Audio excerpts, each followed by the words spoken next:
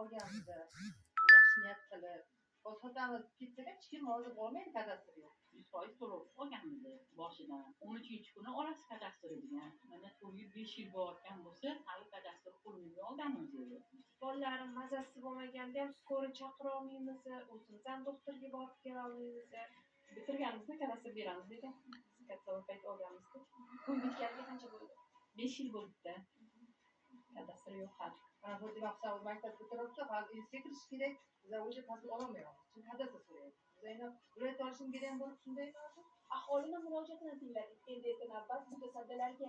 Aholini murojaati avvalambor to'g'ri o'rinli yer maydoniga va qurib bitkazilgan binoga, ya'ni shu domga kadastr hujjatlari mavjud.